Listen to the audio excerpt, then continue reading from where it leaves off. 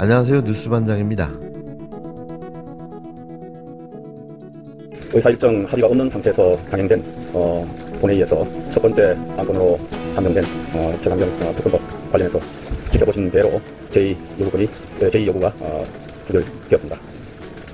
제가 구체적인 평가는 하지 않겠습니다. 늘 의원님들과 이 문제를 상의하고 그동안 많이 말씀을 나눈 그 결과대로 우리 의원님들께서 당론으로 정했던 이 사안에 대해서 어긋남이 없이 단일 대우에 함께 해주셨다 이렇게 생각을 합니다. 국민의 간절한 의지를 국민의힘 의원들께서 꺾어버리셨는데 참으로 옳지 않은 처신으로 생각됩니다. 나라를 지키기 위해서 희생 헌신한 장병의 진상을 규명하자. 또 수사 과정에 외압이나 그런 사건 조작에 의혹이 있으니 그걸 규명하자는 것에 대해서 왜 이렇게 극렬하게 반대하는지 도저히 납득이 되지 않습니다. 결국은 진실을 은폐하는 것이 이익인 그런 상황이라는 점들을 생각하지 않을 수가 없습니다.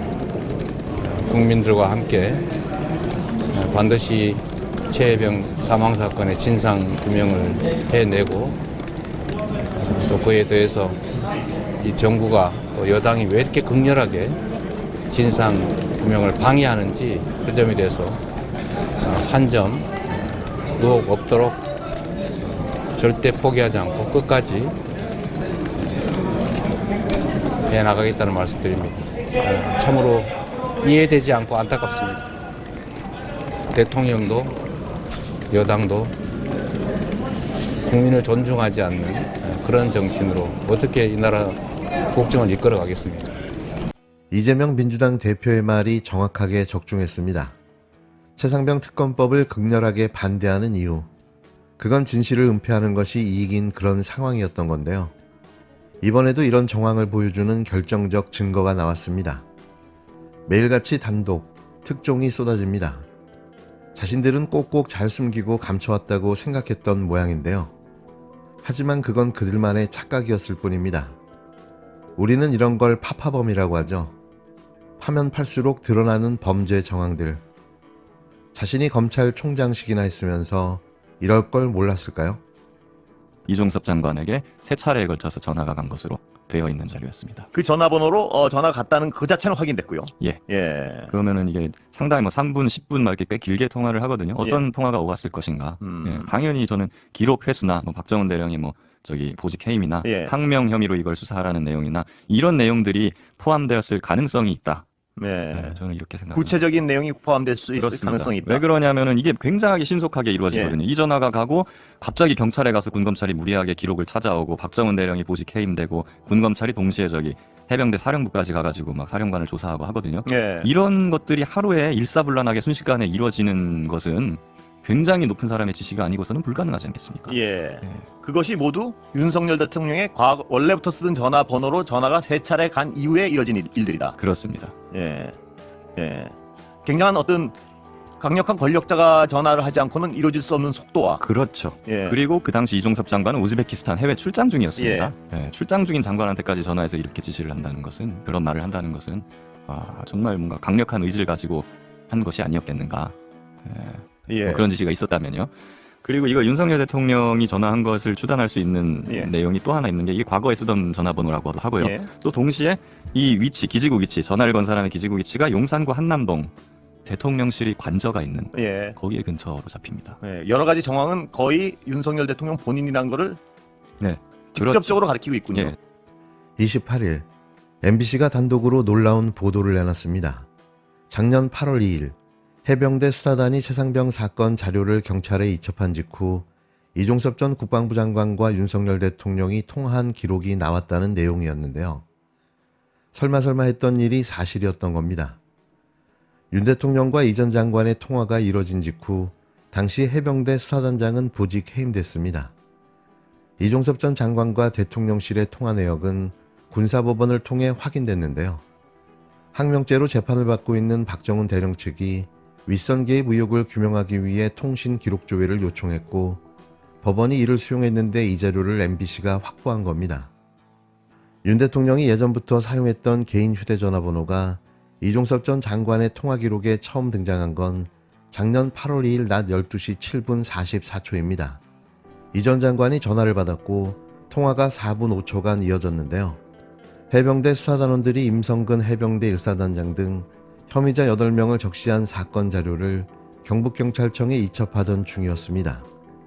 그리고 오후 12시 28분 이 전 장관 참모는 김기환 사령관에게 텔레그램을 보내 경찰로 이첩 여부 확인됐는지요라고 물었고 3분 뒤인 12시 31분 김 사령관은 이첩됐음, 장관과 통화할 때 확인되어 보고드렸습니다라고 답하는데요. 김기환 사령관이 앞서 이종섭 전 장관과 통화해서 경찰 이첩 사실을 보고했다는 겁니다. 그리고 12시 45분쯤 김 사령관이 박정훈 전 해병대 수사단장을 자신의 집무실로 불러 지금부터 보직 해임이다.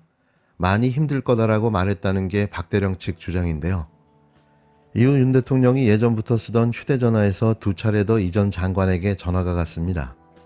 12시 43분 16초부터 시작돼 12시 56분 59초까지 13분 43초간 이어졌고 12시 57분 36초부터 58분 28초까지 52초간 통화 후 끊어졌는데요.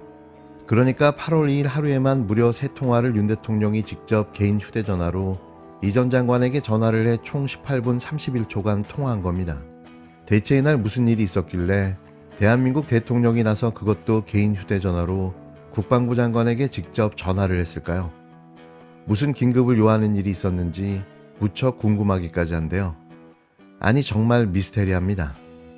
이게 그렇게 시급을 다투는 중대 사안이었을까요? 공교롭게도 그날은 국방부에서 다시 수사 기록을 경찰에서 가져온 날입니다. 이시원 당시 대통령실 공직기강 비서관과 국방부 유재은 법무관리관의 통화가 이뤄진 날도 이날인데요. 임성근 구하기에 사활을 걸었던 거죠. 이종섭 전 장관 측은 자료의 출처가 어디인지 그 공개가 적법한지 의문이라면서 대통령과 통화 여부를 언급하는 것은 적절치 않다고 답했는데요. 이 번호가 윤석열 대통령이 쓰는 개인 번호가 맞는지, 윤 대통령이 이날 이종섭 장관과 3차례 통화한 적이 있는지 대통령실에 물었지만 답하지 않았다고 MBC는 밝혔습니다. MBC는 이외에도 해병대 수사 결과 발표를 취소한 작년 7월 31일 통화 내역도 확인했는데요. 정말 MBC가 없었다면 어떻게 됐을까 생각하니 아찔하기만 합니다. 이 전 장관은 대통령실과 168초간 통화했고 통화를 마치고 불과 14초 뒤 언론 브리핑 취소를 지시했는데요. 그러니까 이 사건의 시작부터 끝까지 대통령실과 대통령이 직접 개입하고 지시한 겁니다. 모든 사건이 마치 퍼즐 조각처럼 놀랍게 맞춰지기 시작했는데요. 지난해 7월 31일 11시 54분 4초 이종섭 당시 국방부 장관이 전화 한 통을 받는데 02800으로 시작되는 유선 전화였습니다.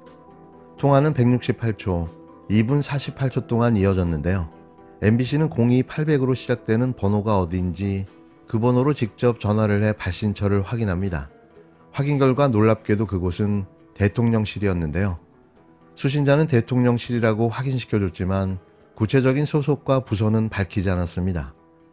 정황상 국가안보실로 추정되는데요. 물론 이건 저의 개인적 생각임을 밝힙니다. 여튼 이종섭 장관이 대통령실의 누군가와 통화한 건데요. 지난 1월 자신은 대통령실로부터 전화를 받은 적이 없다고 강력하게 부인했던 이 전 장관은 무슨 용산에서 전화가 오겠냐, 용산에서 어떠한 지시를 받은 적이 없다, 한 사람의 이상한 착각 속에 프레임에 따라가면 안 된다, 왜 내 말을 믿어주지 않냐고 해명한 바 있습니다. 그리고 통화를 마치고 14초 뒤인 11시 57분 6초 이 장관은 김기환 해병대 사령관에게 참모의 전화로 해병대 수사단 수사 결과 언론 브리핑 취소를 지시하는데요. 11시 54분부터 11시 57분 사이에 대통령실, 이종섭 장관, 김기환 사령관 순으로 전화통화가 줄줄이 이어진 겁니다. 이 전 장관은 그동안 윤석열 대통령을 포함한 그 누구도 본인에게 혐의자를 빼라는 지시를 한 적이 없고 본인 판단에 따라 수사 결과를 취소했다고 주장해 왔는데요. 그의 주장은 통화 기록이 공개되면서 모두 거짓인 게 탄로나고 말았습니다. 이래도 특검법이 필요 없었던 걸까요? 아니, 이래서 특검을 거부할 수밖에 없었던 거죠. 대체 윤 대통령은 왜 이토록 무모한 짓을 벌이는 걸까요? 이제는 탄핵을 향한 질주를 멈출 수 있는 방법은 없어 보입니다. 그렇게 이야기하고 또 이야기하지 않았던가요? 윤석열 대통령의 끝은 그렇게 유쾌하지 않을 거라고 말이죠.